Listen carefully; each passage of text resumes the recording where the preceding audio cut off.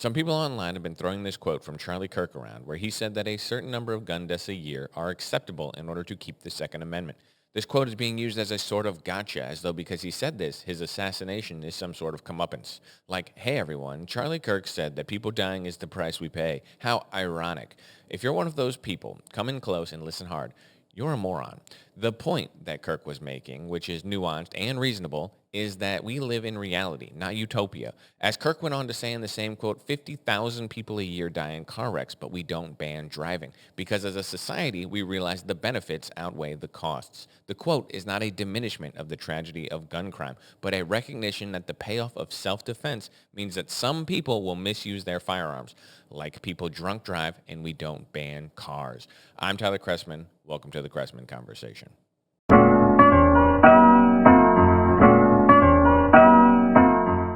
Okay, welcome everybody. I have two topics today that we are going to get into. We're going to talk about Tim Kaine, the former VP for Hillary Clinton, not understanding the entire basis of government, and then we're going to deal with some unhinged reactions to the death of Charlie Kirk. But first, from last week, let me get into a quick correction. Loyal listener and top fan of the Chrestman Conversation, Kevin, messaged me to tell me that Salman Rushdie is still alive, and I said, well, I know he's still alive. Why are you telling me? And apparently I said that he was killed last week. I did not mean to say this. I meant to say attacked, said killed, meant attacked. Salman Rushdie was attacked on stage during an event by a jihadist. He was not killed by a jihadist. He lost an eye.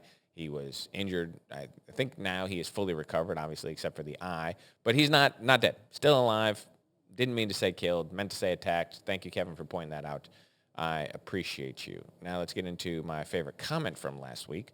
Technically, I guess that one from Kevin could be my favorite comment from last week, though he sent it to me in a private message and not publicly. I do appreciate it. But my favorite comment from last week comes from Ludolf, who said, quote, defeating fascism with one violent act at a time to silence the opposition. How ironic, end quote.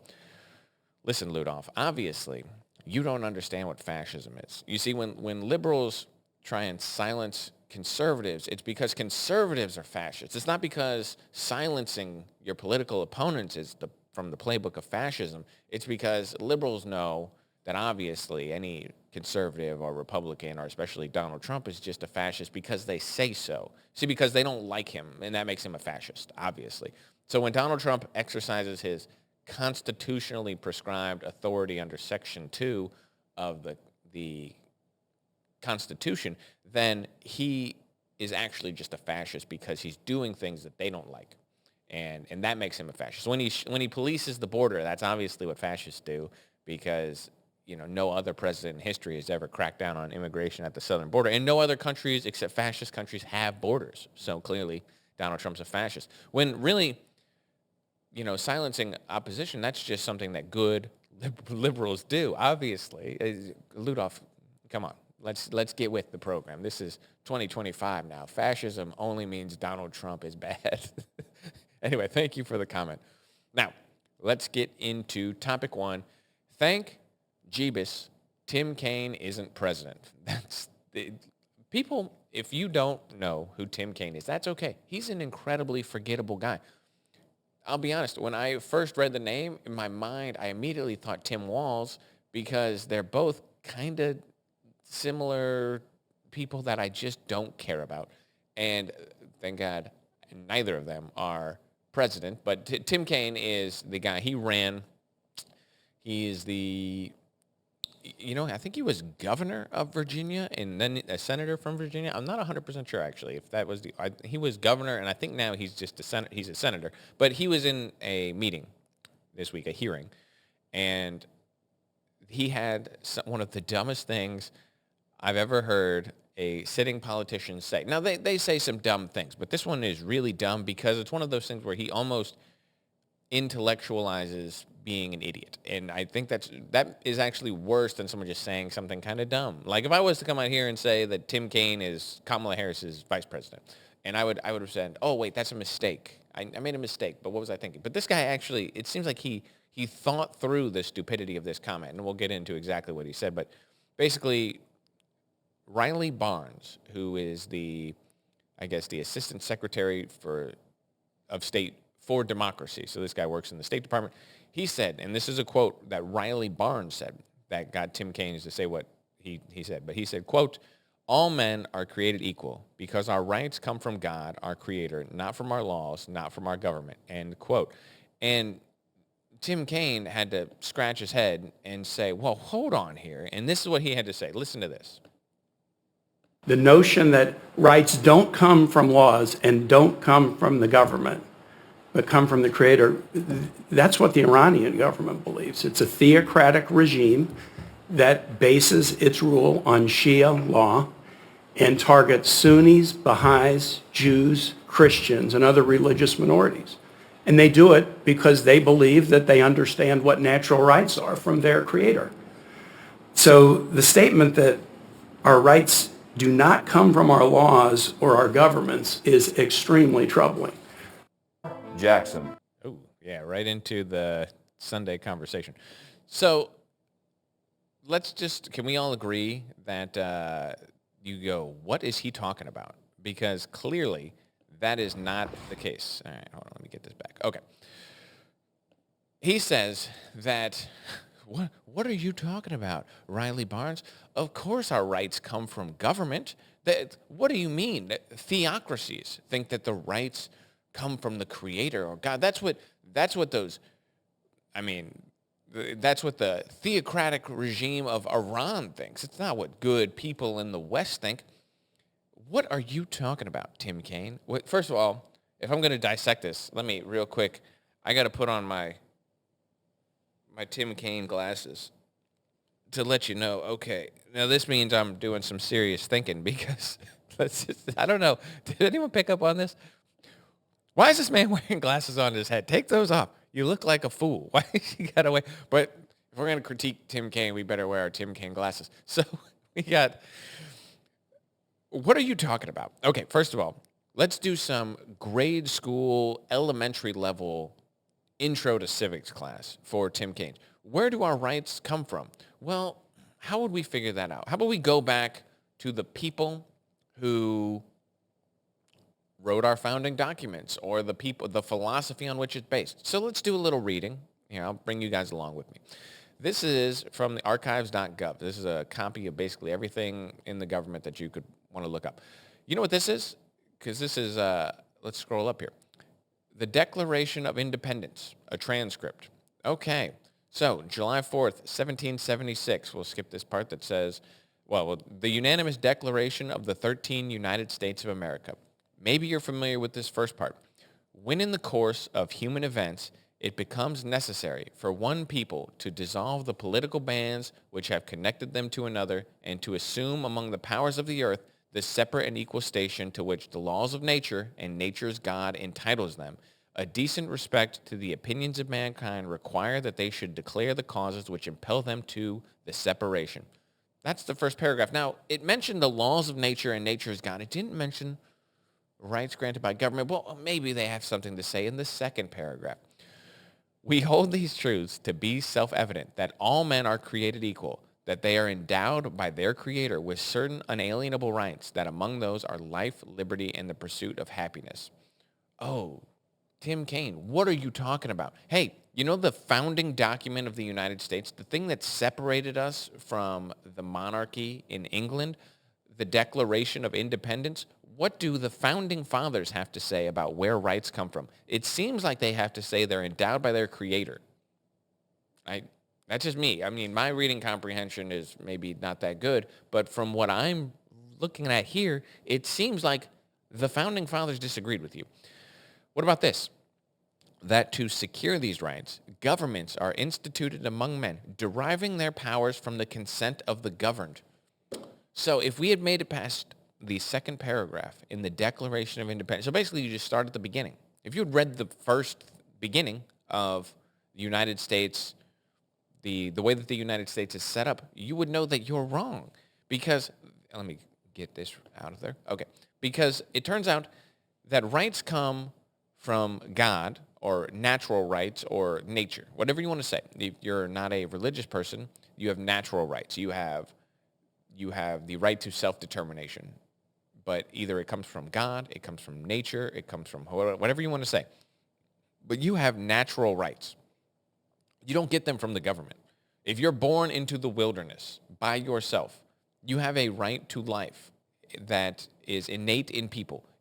Someone doesn't get to come along and kill you because there's no government to stop them. It doesn't make that act right. And Tim Kaine thinks without a government to be there to say, actually, it's wrong to murder, we don't have morality. We don't have a way of living. Whereas anyone who's ever read any philosophy from the founding or what the founders believed would know that this is not the case. This is ridiculous. This man was so close to being vice president of the United States, which would put him a breath away from being the president of the United States, and he doesn't understand the philosophy that governs the country. He thinks that your rights are granted to you by the government, that you have the right to life because the government says so. That's what that means, that you have the right to life, liberty, and the pursuit of happiness, not because those are innate in human values that every person deserves and has, but because the United States government gets to tell you you have the right to it. That's why. This is ridiculous. This is crazy. Let me read you something else. Or let me actually just real quick, I'll talk about Thomas Jefferson. Thomas Jefferson was also the governor of Virginia. He was the president of the United States. He had something to say about the founding philosophy. He wrote the Declaration of Independence. And maybe you should look to your own state, Tim Kaine, and realize that Thomas Jefferson was smarter than you and had more to say than you. And his founding philosophy didn't come out of nowhere. It was based on a bunch of other philosophers that came before him, mainly John Locke. Now, what did John Locke have to say about natural rights? He said this. He said, excuse me. He said this, quote, this is from the Second Treatise of Government. Quote, to properly understand political power and trace its origins, we must consider the state that which all people are in naturally. That is the state of perfect freedom in acting and disposing of their own possessions and persons as they think fit within the bounds of the laws of nature. People in this state do not have to ask permission to act or depend on the will of others to arrange matters on their behalf. The natural state is one of equality in which all powers and jurisdiction is reciprocal and no one has more than another. What he's saying in the section 1 of the Second Treatise of Government is basically that in the state of nature, everything is equal. All men are created equal. He didn't use that phrase, but that's what he's saying. He's saying everyone has rights in nature that are what we call natural rights. Natural rights exist. They pre-exist government because people had rights. Because you can't say that, for example, if we go back to when people lived in caves, when we were a bunch of troglodytes, you cannot say that they didn't have a right to life. If I went on a time machine and I went back in time and I observed all these people who didn't have a government, I don't have the right to murder them because they don't have a government. It doesn't work that way. They have the right to life that just exists in people. But Tim Kaine, he thinks he could go back. He could probably just murder those people because they didn't have the U.S. government to tell them that they have the right to life, liberty, and the pursuit of happiness. They didn't have that. He didn't believe in natural life. He thinks rights come from the government. So why can't I go back in time and murder all the cave people? Tell me that. Why can't I go to a state of anarchy and just rape and murder and pillage as I please? Because that is immoral, and people have a right that it exists outside of the governmental frame. Obviously, it's so obviously true. I got to take my Tim Kaine glasses off. These are looking ridiculous. Although you can see the bright lights in front of me. Tim Kaine, what a fool. So John Locke basically says the same thing. And many other people, you have Hobbes and Rousseau, you have all these people the founders kind of looked at and made this framework of government. It so obviously exists. And then what John Locke went on to say is that you form governments to protect people from the predators, the people out there who don't adhere to the social contract. And that's why you form governments. You form governments to enforce the social contract because, for example, if you have one tyrant who rises up, who doesn't respect the rules, he can dominate society. So everyone bands together to enforce basically contract theory, and you have a government that arrives from the consent of the governed. From the people, you have government that arrives. So many people in politics think it's the other way around, that the government gets to tell people what to do. The government is the people. It should be. In a good society, it is the people. And the people, the government derives its power from the consent of the governed. That is from the Declaration of Independence. Tim Kaine should read it sometime. If he wants to be president, maybe he should have read the founding document. I don't understand him or how you could possibly be the governor of Virginia and not understand Thomas Jefferson. Have some pride in your state. The fact that Virginia was so incredibly important to the founding of the country, and the guy who preceded you in the job of being the governor was probably the most important person, maybe him or George Washington in the founding of the country. So I don't know. It's ridiculous. But anyway, it just demonstrates that so many people, even in places of high prominence, don't understand government. They don't understand rights. They don't understand people. And it's just not acceptable to me that this guy was almost president. Anyway, we got to move on a little bit here. And I just want to talk about this. It's actually going to be relatively short because I don't know if I have a lot to say on this. But this is topic 2. The ugly aftermath of Charlie Kirk's death. I'll say this. This goes without saying, but I'm going to say it anyway. The internet is toxic, and social media especially. Social media is the worst, okay? The going on there is demoralizing in the wake of tragedy because it's not a place where everyone bands together. You saw a lot of that with the death of Charlie Kirk. You saw a lot of outpouring, a lot of sympathy, a lot of empathy for the family, a lot of thoughts and prayers, and that's fine. This is all good stuff. But there's also just an ugliness to the internet that cannot be overstated. And you saw this. You saw people celebrating Charlie Kirk's death, saying things like, oh, next do Trump, or the conservatives don't dodge next time. It's not what Kirk would want. It's the ugly, ugly things on the internet. And what I am interested in is I've seen now the backlash of a bunch of people have been, oh man, let's get this. What is going on here? Why didn't anyone tell me my collar was all messed up this whole time? A bunch of people who have basically been fired from their jobs, and I'm here for it. I really am. I am sick of dealing with people who want to advocate for political violence with no repercussions. Jimmy Kimmel just got fired. Hilarious to me. I don't actually know what he said. It basically was just announced when I was sitting down to record because I had to record this earlier in the week. And so I'm not 100% sure, but whatever. I'm fine. People want to talk about cancel culture. Again, this is my thing. I've said this 100 times on this show. Cancel culture is my thing. It was my topic. It was the issue that got me doing the podcast and writing for the paper and doing all these different things. And it's important to me. This is not cancel culture. Let me tell you, as the world's foremost expert on cancel culture, let me tell you what cancel culture is. Cancel culture is when someone makes a rather innocuous remark. They make a stupid joke or whatever the case may be, and then you ruin their life because of it. Cancel culture is when a group of people invite someone to speak at an event and you want to shut the event down. You want to disrupt. You want to get in there. You want to heckle and boo. You don't want people to be able to speak. That's cancel culture. Cancel culture is not you say something god-awful and terrible and you're fired from your job. That's actually not cancel culture. Cancel culture is when Gina Carano says, hey, maybe we shouldn't other people for their political beliefs, and Disney fires her. That's cancel culture. Because you make a statement, and then they basically say, well, why are you making this anti-Semitic statement, and fire her based on nothing, based on garbage. That's cancel culture. Cancel culture is not, I celebrate the death of Charlie Kirk, and my employer finds out, and I'm fired. That's different. That's actually something that's worth canceling people about, because advocating for political violence violates the social contract. It violates what should be the norm in this society, and people like that should be fired. They should be ostracized. You don't want anything to do with people who advocate for political violence. Cancel culture has affected conservatives for a long time, because you could be canceled for saying something that was anti-gay or anti-trans, even if you coach it in a way that is relatively non-offensive. So, for example, if you came out and you said something like, well, I don't think two men can be married because marriage is between a man and a woman, someone could cancel you for this. That's ridiculous. It is. I mean, whatever you have to say, about gay marriage or any of this stuff.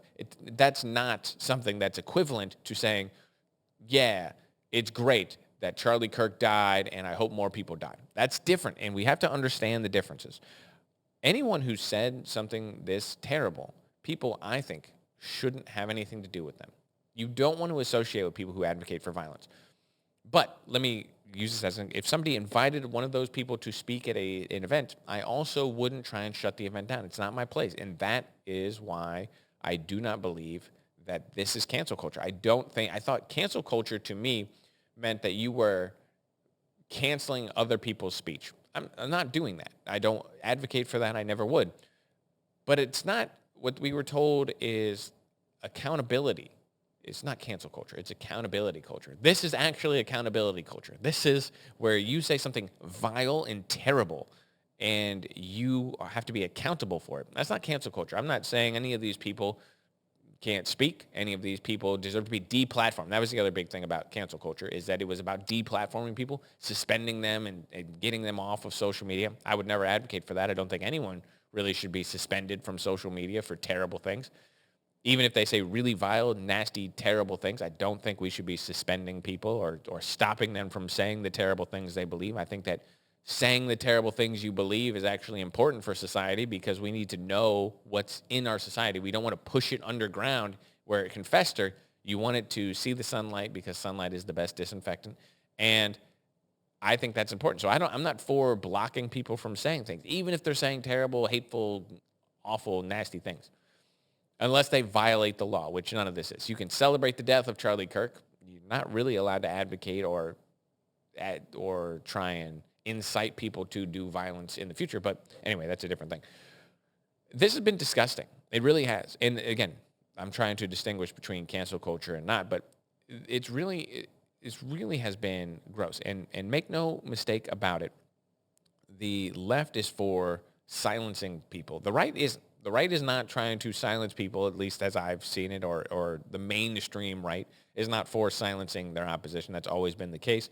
But the left is. You can just ask J.K. Rowling. And meanwhile, the left has been mainstreaming the worst people in the world. And I got a couple of good examples here. The New York Times. Now, this is a left-wing publication. It's well-respected. It is as mainstream on the left as you could get. The New York Times is the New York Times.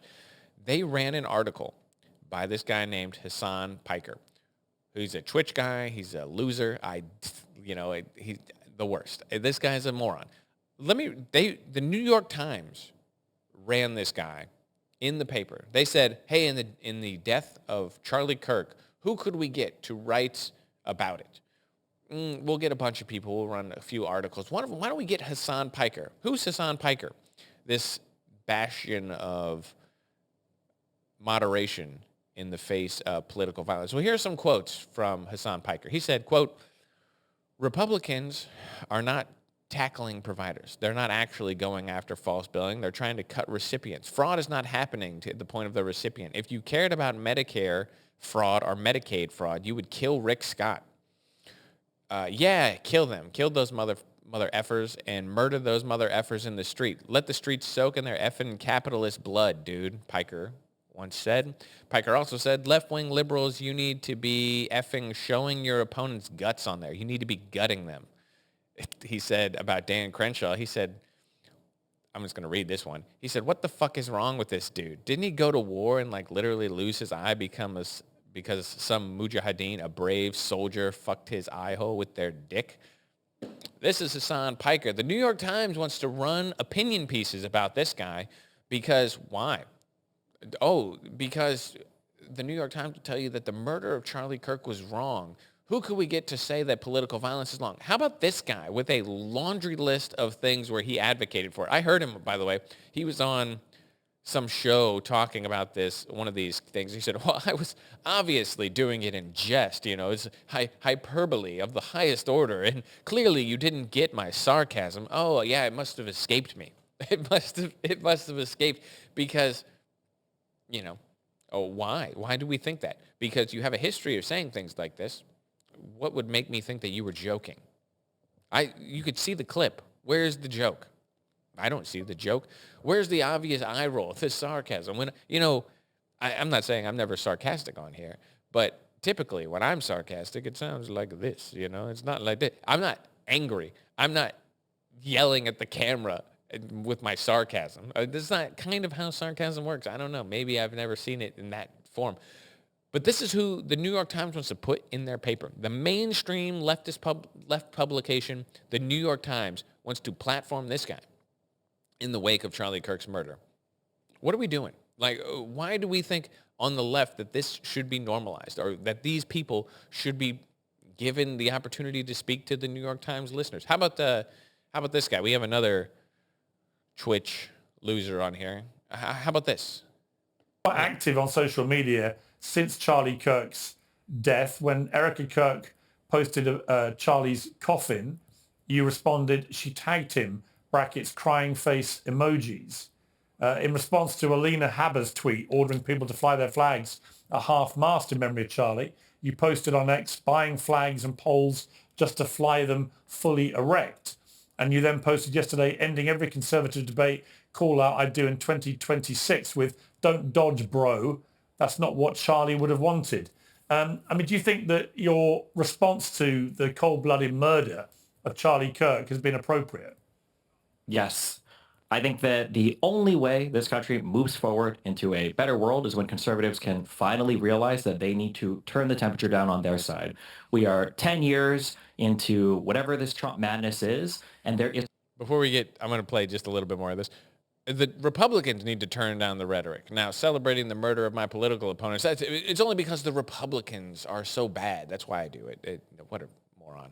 There's not a single mainstream conservative that will call for a lowering of the temperature on their side. I think that liberals need to wake up and finally realize that if they're not willing to do it, it will never come down. If you wanted Charlie Kirk to be alive, Donald Trump shouldn't have been president for the second term. Every time he's in office, this happens. People joked about when Biden came in, it was so boring, nothing was going on. 7 out of 10 of the largest protests in American history have happened under Donald Trump. All of the recent political violence that's happened in this country over the past 20 years, the majority of it, the overwhelming majority of it, everybody gets mad because they keep asking Grok about it, has been conservative. Who shot Charlie Kirk? A guy from Utah who was raised in a Christian family who was a 20... So I could play, there's like 5 minutes of that, but I'm not going to play it all. A guy from Utah from a Christian family, Charlie Kirk's shooter, it has been wild to me to watch the left contort itself to somehow try and make him into a Republican or a MAGA guy or a Trump supporter. Wild. He's not. I think if at this point you don't understand that or don't know that, you're not really paying attention. What kind of a guy, the MAGA guy, do you know? He had a trans live-in, I don't actually know, boyfriend, girlfriend, I can't remember which, but he's got a trans partner. He's walking around in the streets wearing a rainbow bulletproof vest in a COVID mask. Do you think this guy's MAGA? He's on the right? You're out of your mind. And he goes on to defend this, like, it's crazy. We don't know that. For that guy on the right, for those of you who don't know him, and be thankful you don't, his name's Destiny. He's got a real name, but no one cares what it is. His name's Destiny. He is again, another one of these Twitch like loser guys. I'm not saying they're losers because they're on Twitch. Twitch is cool. You like video games. Video games can be fun.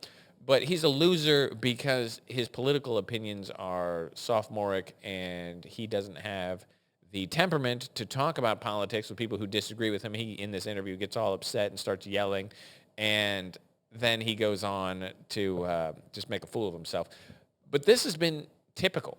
This idea, it's the Republicans that are turning up the temperature, and if they were just good people, they would turn it down. You're doing it. You're doing it. You're contributing. You're celebrating the death of Charlie Kirk as though he was some terrible person. The worst things, it's ridiculous. And I've seen this all over the internet, just everywhere. And yes, you see a lot of sympathy, you see a lot of empathy, you see a lot of good things, and a lot of heartwarming, touching tributes to Charlie Kirk. But this idea that we're so divided that people just feel free to get on the internet and celebrate the cold-blooded murder of a fellow human being, that is wild to me. I talked about this a little bit last week. The amount of people in the world who it's okay to celebrate their death is incredibly small. It's almost no one, in fact, because murder shouldn't be something we celebrate. When Kim Jong-un dies, it's probably a good thing for the world. He's a bad guy. I don't like him. Vladimir Putin, he's a bad guy. I don't like him. But, Saddam Hussein was a bad guy, okay? There are bad guys out there. But the amount of people that you're allowed to openly be happy when they die is reserved to true monsters who immiserate millions and murder people and rape and pillage. Those are the guys. The guys who violate that social contract we talked about earlier, those are the guys. Not a guy like Charlie Kirk. Name the person he murdered. Who did he kill? Who did he steal from? Who did he assault? Name the person he hurt. Oh, you don't like his words? How hard for you. How terrible your life must be because he said a mean thing that you don't like. Oh my God. Get over it. Are you kidding me? You don't get to celebrate the death of those kind of people. People who violate the social contract, murderers, rapists, robbers, these kind of guys, even them, you shouldn't celebrate their death. It's not a good thing. So again, as I said last week, it only hurts you. It doesn't hurt them for you to celebrate their death, but it's a bad thing for you to wish for the death for people. And we need to understand that it's been, as I said, the internet has been just terrible this week. It's been hard. It was hard last week, and it's been hard this week in the aftermath. I don't know. It's just, to me, we cannot normalize this behavior. We cannot look at this and say that this is okay. And anyone in your life who's doing that, you need to call it out. You need to call them out and say, hey, why are you doing that? Why are you saying this? Why do you think this is appropriate?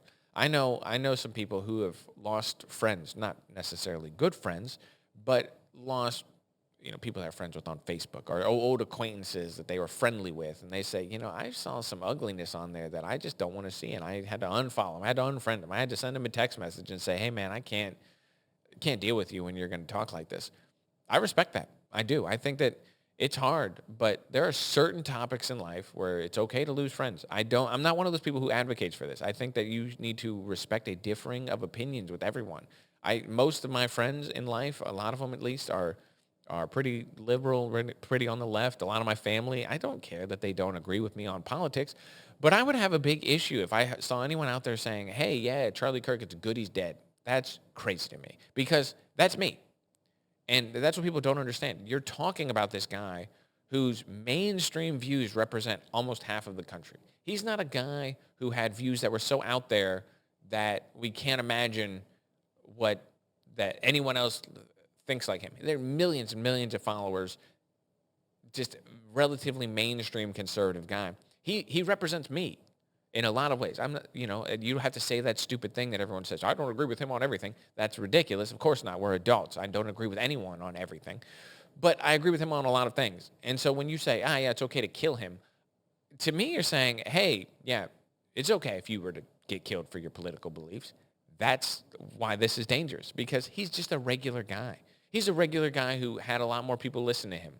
But nothing outside of his views are so out of the mainstream that the Overton window is so closed that Charlie Kirk wasn't inside it. It's crazy to me that people would think that.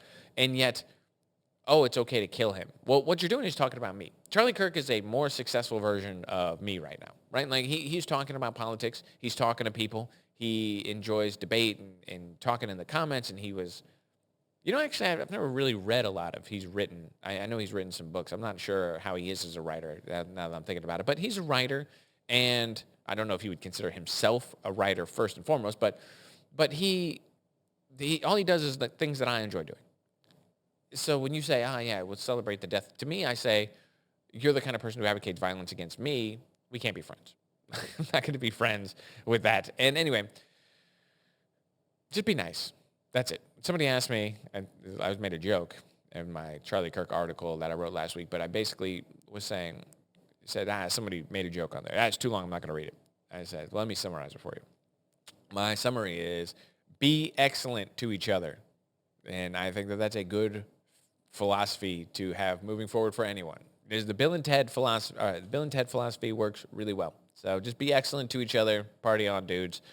We're going to leave it there. And like I said, this is a short episode, but it's been kind of just a distressing week. And I think it's getting better, obviously. I hope it just continues to trend upward. I think this really could be a turning point in the country. No pun intended, but it could be a turning point in the country where we get better or we get worse. I don't think we're going to stay the same. I hope we get better. I hope everyone out there works towards that. But that's it. We're going to leave it there for the week. As always, questions, comments, concerns, leave them down below. And I will catch you guys next Friday.